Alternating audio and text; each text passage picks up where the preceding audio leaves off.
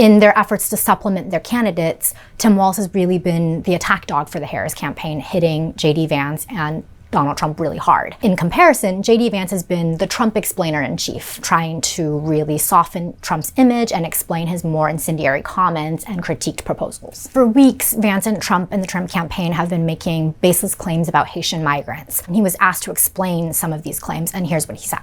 The 20,000 Haitian migrants who come to Springfield are part of hundreds of thousands of Haitian migrants, part of 25 million illegal aliens in this country. This is false. There are some 12,000 to 20,000 Haitians living in Springfield, according to city officials.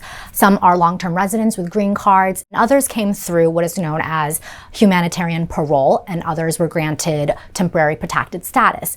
Both programs are really humanitarian migration programs, and they're both legal, so Vance is wrong that they are illegal immigrants. On the campaign trail, Walz has referred repeatedly to Project 2025, which is a set of conservative policy proposals made by a Washington think tank. Trump is trying to create this new government entity that will monitor all pregnancies to enforce their abortion bans. This was false. Project 2025 does not specifically call for quote-unquote monitors. It does say that there needs to be more accurate collection of abortion data. Specifically, it calls for the Department of Health and Human Services to, quote, use every tool available, including the cutting of funds, to collect data from states about abortions performed within their borders.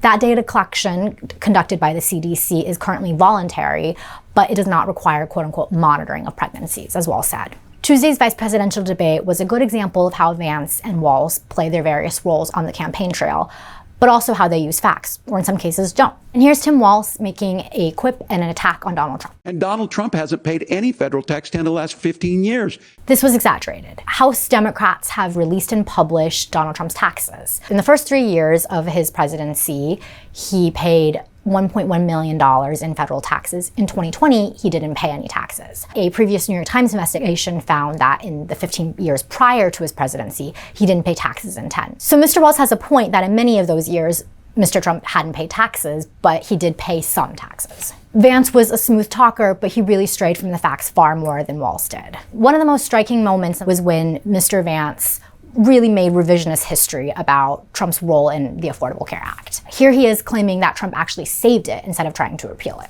Donald Trump could have destroyed the program. Instead, he worked in a bipartisan way to ensure that Americans had access to affordable care. That was false. Even after the Senate failed to repeal the Affordable Care Act, the Trump administration really chipped away at it through various regulations and actions. As the presidential campaign heads into the final weeks, we'll keep looking at Vance and Walz to see if they continue playing these roles and also how closely they stick to the facts.